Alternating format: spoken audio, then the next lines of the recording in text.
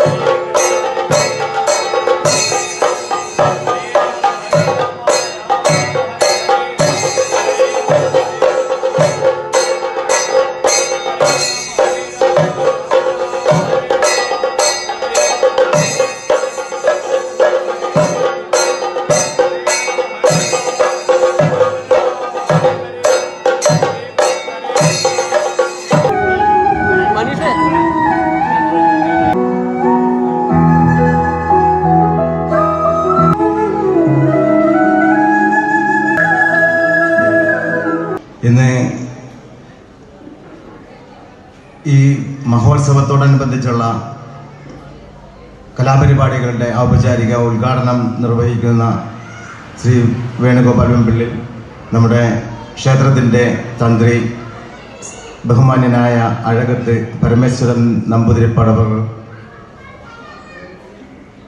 ഖജാൻജി Shri K P Rajeev, വനിതാ കമ്മിറ്റിയുടെ president Shri Sheeba Rajeev, മറ്റ് ഭരണസമിതി അംഗങ്ങളെ,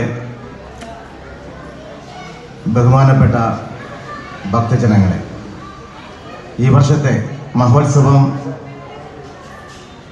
ഇന്നലെ ഉദയാസ്തമന പൂജയോടുകൂടി ആരംഭിച്ചു.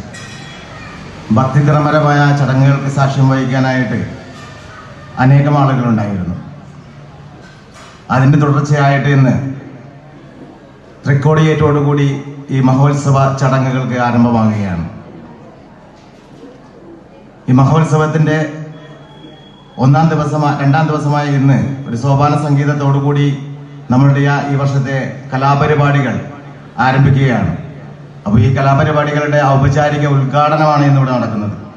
അപ്പോൾ ഇതിൻ്റെ ബഹുമാനപ്പെട്ട അധ്യക്ഷനെ ശ്രീ പി ഗിരീഷ് അവർകളെ ഈ വേദിയിലേക്ക് സ്വാഗതം ചെയ്യുന്നു. ക്ഷേത്രം തന്ത്രി ശ്രീ വിളക്കത്തിലുള്ള ഉദ്ഘാടനം വേണുചേട്ടൻ നിർവഹിച്ചു കഴിഞ്ഞു. വേണുചേട്ടൻ നമ്മളോട് ഉദ്ഘാടനം ചെയ്ത് 2 വാക്ക് സംസാരിക്കുന്നതിനെ ക്ഷണിച്ചു. ക്ഷേത്രത്തിൻ്റെ പ്രസിഡന്റ്, ഇതിൻ്റെ സെക്രട്ടറി, ഖജാൻജി, മറ്റ് കമ്മിറ്റി അംഗങ്ങളെ, പ്രിയ ഭക്തജനങ്ങളെ, സുഹൃത്തുക്കളെ, മുനമ്പം ശ്രീകൃഷ്ണസ്വാമി ക്ഷേത്രത്തിലെ വലിയ വിളക്ക് ആറാട്ട് മഹോത്സവത്തിന് ഇന്ന് കൊടിയുയർന്നിരിക്കുകയാണ്.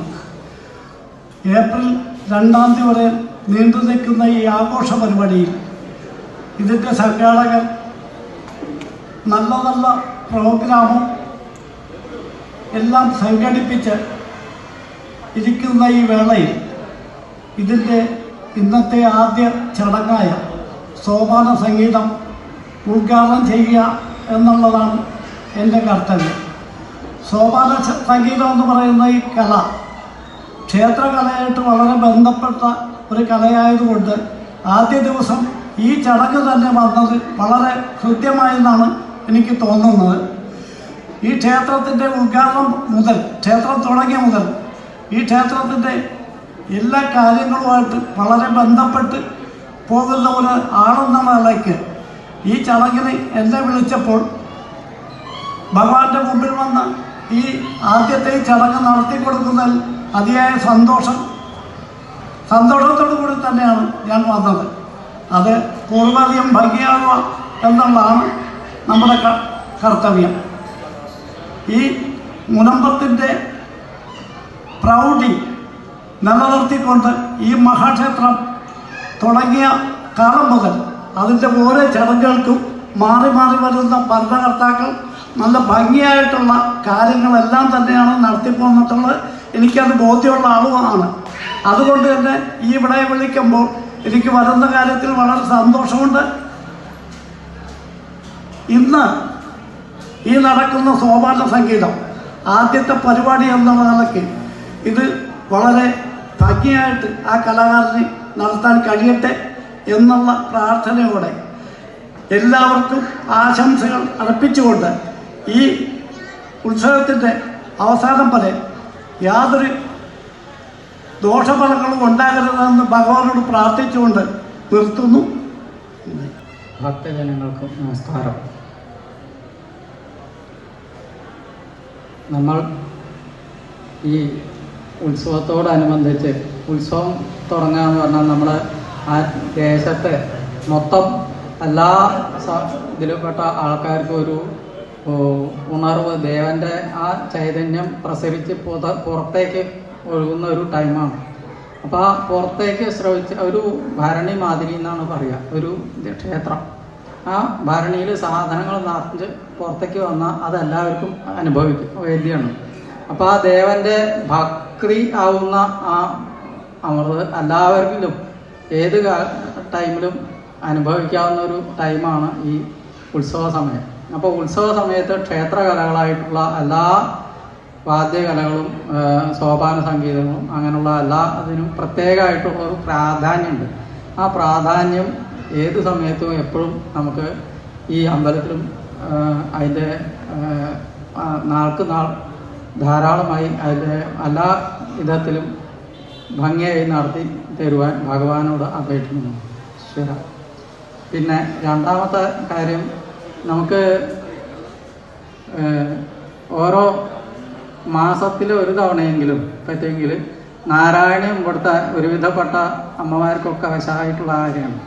ഒരു വ്യാഴാഴ്ചയാണെന്നോ അത് ഏതെങ്കിലും ഒന്ന് കണക്കാക്കിയിട്ട് നമുക്ക് സമ്പൂർണ്ണ നാരായണീയം അതെല്ലാവരും കൂടി ഒന്ന് നമ്മുടെ മഹിള എല്ലാവരും ചേർന്നാൽ തന്നെ അവരൊക്കെ കൂടി ഒന്ന് ആലോചിച്ച് നമുക്ക് ചെയ്യാവുന്ന കാര്യമുള്ളൂ.